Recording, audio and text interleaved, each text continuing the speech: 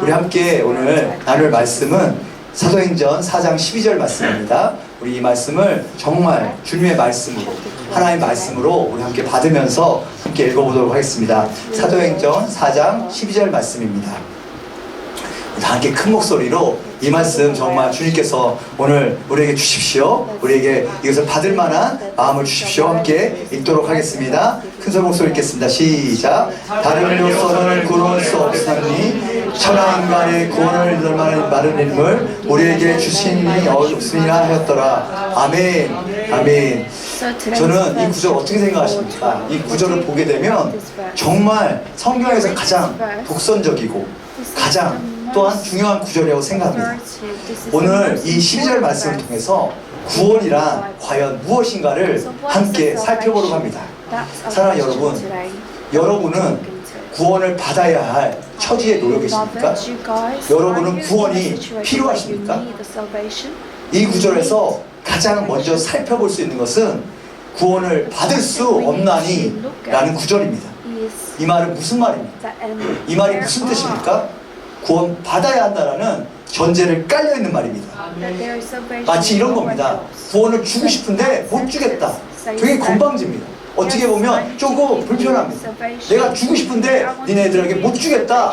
이런 말씀입니다. 그렇지 않습니까? 여러분 한번 생각해 보십시오.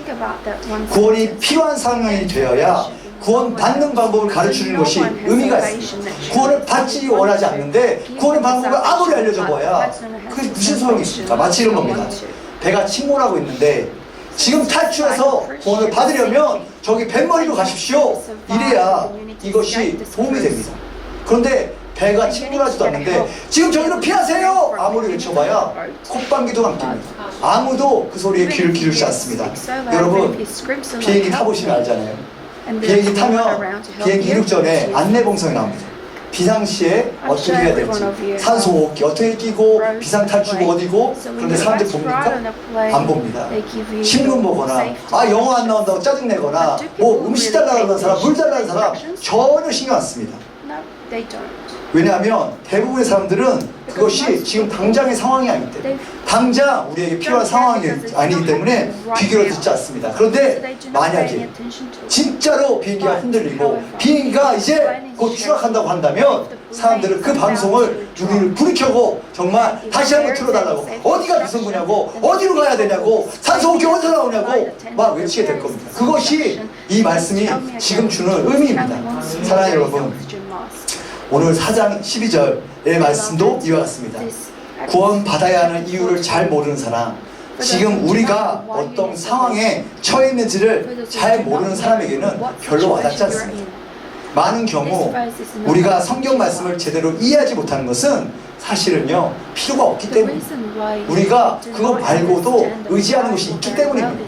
무엇을 의지하든지. 사랑하는 여러분, 모든 분들이 나는 신학을 안 했어요, 난 성경을 잘 몰라요 하지만 다 신학이 있습니다. 다 나름대로 신학이 있습니다. 다 나름대로 하나님은 이런 분일 것이다, 믿는 것은 이런 것이다, 교회란 이런 것이다, 다 상상하고 본인의 신학으로 살아갑니다. 그렇기 때문에 성경은 묻지 않습니다. 정말 진리의 말씀이 무엇인지, 하나님의 말씀이 뭐라고 하는지 상고하고 고민하는 사람이 없습니다. 왜냐하면 이미 자기네 신학, 자기가 갖고 있는 신앙 경륜, 그것들을 의지하고 경험을 의지하고 있기 때문에 사실 성경은 정말 구원을 위해서 주님 이 말씀 가운데 하나님 말씀이 무엇인가라고 고민하고 정말 고민하는 분들은 정말 적습니다. 사랑하는 여러분, 우리가 사는 이 세상은 정말 분명하게 우리 생각해야 됩니다. 우리가 사는 이 세상은 하나님의 심판 아래 있는 세상입니다. 하나님의 심판 아래 있는 세상입니다. 사람들은 창조주신 하나님, 멀쩡하게 살아계신 하나님을 없다고 부인합니다. 혹 신의 존재를 믿는다고 해도, 인정한다고 해도 방금 말씀드린 대로 그분의 가르치대로 사는 것은 거부합니다. 나름대로 자기의 신앙이 있습니다. 자기가 주소들은 유튜브에서 사람들이 말하는 구원에 대한 구원관이 나름대로 있습니다. 이렇게 해도 구원받는다, 이렇게 해도 구원받는다, 나름대로 이런 죄를 져도 이거 정도는 다 용서하신다, 나름대로 다 있습니다. 심지어 창조주신 하나님께서 구원 받을 수 있는 길을 제시해 놓으셨는데도 불구하고 그것을 받아들인 것을 거부합니다. 성경은 이것을 뭐라 그럽니까? 성경은 이것을 뭐라 그럽니까? 이것을 죄라고 얘기합니다. 이렇게 죄 이야기를 하면 교회에서 은혜를 줘야지, 위로를 줘야지, 왜 죄를 이야기해서 우리 불편하게 할까? 그리고 또 이런 사람들이 많습니다. 저희도 그렇죠. 저도 예수 믿기 전에 이랬습니다. 난 죄 지은 적이 없어. 난 법 없이도 살 사람이야. 다른 사람에게 피해 준 것도 없고 난 선하게 살았어. 누가 나한테 지금 피해봤다고 그래? 내가 오히려 피해봤지. 내가 오히려 다른 사람들 때문에 힘들게 살았지. 내가 무슨 죄를 졌어? 보통 다들 이렇게 이야기합니다. 사랑하는 여러분, 그런데 분명히 기억하셔야 할 것이 있습니다. 무엇이 죄이고 무엇이 선한지를 결정하는 것은 여러분이 아닙니다. 여러분이 아닙니다. 선과 악을 판단하시는 분은 오직 한 분, 심판자 하나님이시기 때문에 여러분이 아무리 죄가 없다고, 아무리 선하다고 말씀하셔도 하나님의 기준에 선한 것이 아니라면 아무 소용이 없습니다. 여러분이 아무리 내가 너무 선해, 난 너무 착해, 나는 얼마나 저희가 깨끗하게 살았는지 몰라, 아무리 얘기해도 하나님의 기준에 받지 못하면 여러분은 그것은 헛된 노력에 불과합니다. 사랑하는 여러분, 만약에 여러분이 대학 시험을 본다고 생각해 보십시오. 어떤 대학에 지원했습니다. 그런데 그 대학에서 요구하는 조건이 있습니다. 그런데 그 대학에 지원하면서 이렇게 얘기합니다. 아니야, 나는 그 대학에 요구하는 조건을 내가 따르지 않을 거야. 나는 내가 좋아하는 과목, 내가 잘하는 과목만 열심히 공부해서 시험 점수를 낼 거야. 그런다고 들어갑니까? 그렇게 노력한다고 시험 점수를 아무리 100점 맞아도 그 학교에 들어갈 수가 없습니다. 이것이 똑같은 원리입니다. 여러분들이 아무리 노력하고 아무리 하나님의 기준에 다르고 여러분이 열심히 해도 하나님의 기준을 모르면, 하나님 무엇을 선하다고 하시고 무엇을 악하다고 하시는지 모르면 여러분의 노력은 소용이 없는 것입니다. 여러분, 우리는 어떻습니까? 영원을 결정짓니다. 사랑하는 여러분, 세상에서 가장 귀한 것이 뭔지 아십니까? 세상에서 가치를 결정하는 기준이 뭔지 아십니까? 얼마나 오래 가는가, 얼마나 오래 가는 겁니다. 그래서 왜요? 은이 금이 은보다 더 비싸죠. 왜요? 더 오래 가니까 그렇습니다. 금보다 더 오래 가는 게 뭡니까? 다이아몬드 포레버. 그게 이제 다이아몬드 파는 사람들의 그 슬로건 아닙니까? 그러면 이거보다 더 오래 가는 게 뭡니까? 더 영원히 변하지 않는 게 뭡니까? 영혼입니다.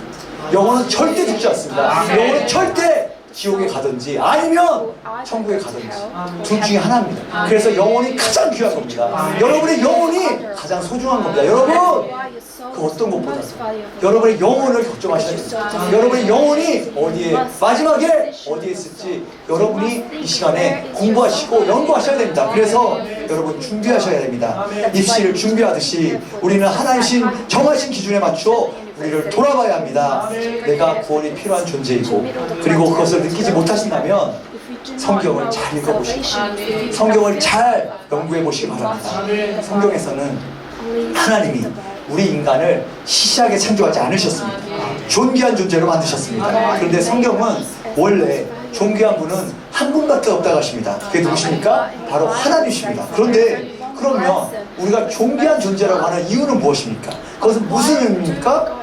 그러면 그것은 우리가 존귀하신 하나님과 사랑을 나누는 존재로, 오늘 이 예배를 통해서 계속해서 올려졌던 그분께서 우리를 사랑하심으로 그 아들을 내어주셨던 이유가 바로 우리를 사랑하시기 때문에 우리를 존귀한 존귀한 자녀로 만드시기 때문에 위해서 보내주신 것이라는 겁니다.